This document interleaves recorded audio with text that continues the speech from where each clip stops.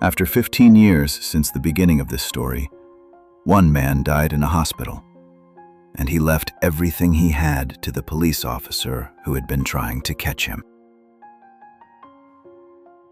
In a small town in the northern part of the state, where the main street was lined with old maple trees, and on Sundays, people would stop to chat with each other near the bakery and the post office, the March family lived.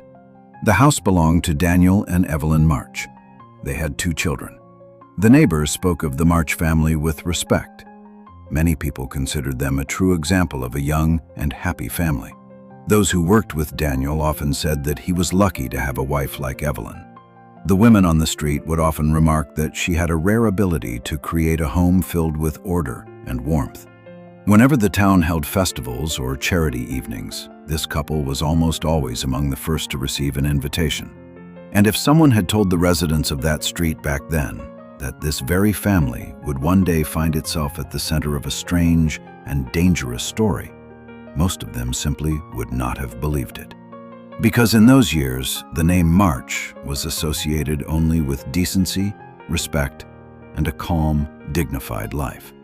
But every story, even the darkest one, almost always begins exactly like this, with a house where people smile at one another and are certain they know the ones with whom they share a family name.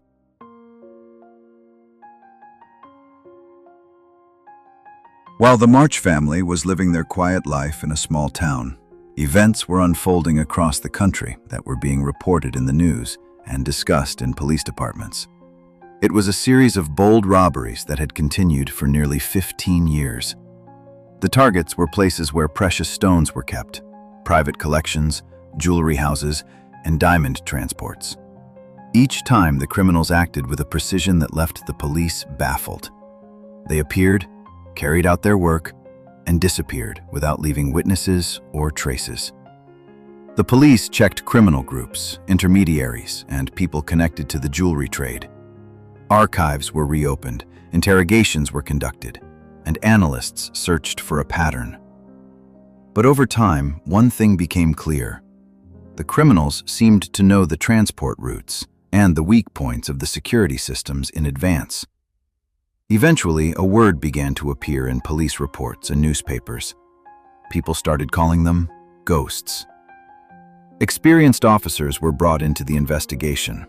Among them was Daniel March, a detective known for noticing details that others often missed. If Daniel March was known in the police department as a reliable officer, in the town itself, the name March was more often associated with his wife. Evelyn March gave the impression of someone whose life had fallen perfectly into place. She was educated, calm, and confident. People often said that she was easy to talk to and that conversations seemed lighter in her presence. She grew up in a wealthy family. Her father, Richard Hale, owned a jewelry company that was well known in business circles. The company worked with rare stones, collectors, and auction houses. Through his hands passed jewels that most people would only ever see behind the glass of museum displays. Evelyn grew up surrounded by these things. From an early age, she learned how to recognize a fine diamond and understood why one stone could be worth far more than another. But after finishing university, she chose not to join the family business. Instead, Evelyn decided to build her own career and became a sales representative. The job required constant travel, and she often left town for several days at a time. At home, however, she remained the woman everyone believed they knew, a caring mother, a loyal wife. From the outside, her life appeared almost perfect, and that was exactly why no one ever imagined that her name would one day appear in a story the police across the country had been trying to unravel for 15 years.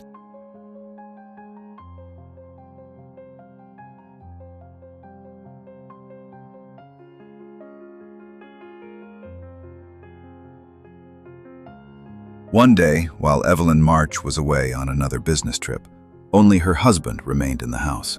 Daniel had taken the children to Evelyn's parents. By evening, the house was empty. It was an ordinary, quiet night. While doing small things around the house, he noticed a painting in the living room hanging slightly crooked. Daniel took it down to straighten it. But the moment he placed it back on the wall, the painting suddenly slipped and crashed to the floor. The glass shattered, and together with the fragments, something fell out from behind the frame. Several postcards. They lay on the floor among the shards of glass. Daniel picked one up. The postcard was addressed to someone called Panther. At first, he didn't understand what he was looking at, but then he noticed the signature. On the back, written in careful handwriting, were the words, "With love, Ghost." He found another postcard, then another. All of them were the same, short notes, meeting instructions. And suddenly, a simple thought appeared in his mind. A lover. So Daniel March did what many people do in moments like this. He came to see a private detective. He placed the postcards on my desk and asked me one question. Who was the man who signed his name with a single word? Ghost. Evelyn returned from her trip late in the evening, and the tension in the house was impossible to ignore. Daniel was already sitting at the kitchen table, as if he had been waiting for her for a long time. He did not raise his voice, but his words were firm. He said he could no longer live with doubts, and that he needed the truth now, without evasions and without calm explanations. Evelyn listened without interrupting him. When he finished, she answered quietly that she had never betrayed him. Daniel did not believe her at once. She seemed too calm, too certain. Then she said something else. There was indeed another man in her life, she admitted. Someone who had appeared long before their marriage. Her first love. She still met him from time to time, but there had never been betrayal. Daniel stood silent for a moment, trying to understand what he had just heard. Then he asked the question that had been growing in his mind since he found the postcards. Why the secrecy? Why the trips? Why the hidden meetings? Evelyn looked at him and said that if he needed proof, she would give him proof. She walked to a cabinet, took out a small case, and placed it on the table. Inside lay a jeweled diadem. Daniel recognized it immediately. The piece had disappeared several years earlier after being sent to a gallery for restoration and evaluation. In that moment, he understood that this was not simply a secret in his marriage. It was part of the investigation that had troubled police departments across the country for years. He raised his eyes and asked a single question. When is the next robbery? Evelyn answered calmly. In a few weeks. Daniel remained silent for a long time. Then he slowly removed the police badge from his belt and placed it on the table. He said he needed to meet the man they called the Ghost. Not to arrest him, not to stop the operation. He simply needed to see him face to face and understand who had stood beside his wife for all these years. Evelyn then told him something else. She had never done it for money. Money had never been her goal. She did it for the thrill, for the tension, for the feeling of stepping beyond the limits that had surrounded her since childhood. A few days later, she arranged the meeting. The Ghost spoke calmly. He said that they had already planned to finish everything with one last job. After all these years, he saw no reason to continue. Daniel listened carefully, and then he said something neither of them expected. He was going with them on the final robbery.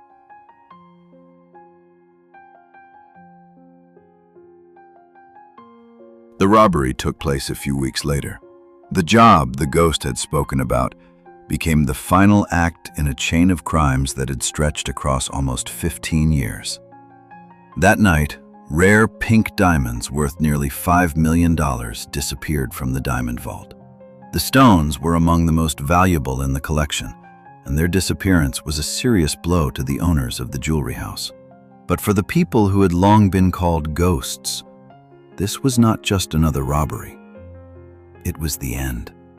After that night, their story was over, and it was only then that Daniel March finally understood who the man was with whom he had spent the last weeks.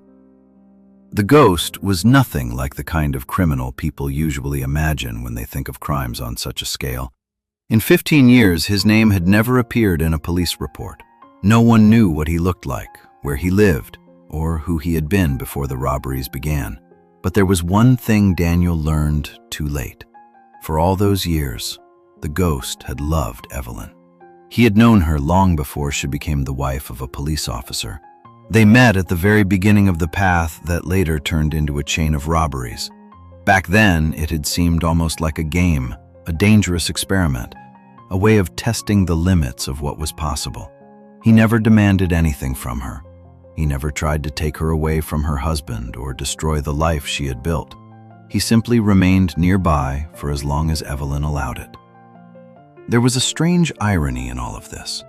The man the police had been searching for across the country for 15 years turned out to be someone who sincerely loved one woman, and that woman lived in the house of the officer who had spent years trying to find him.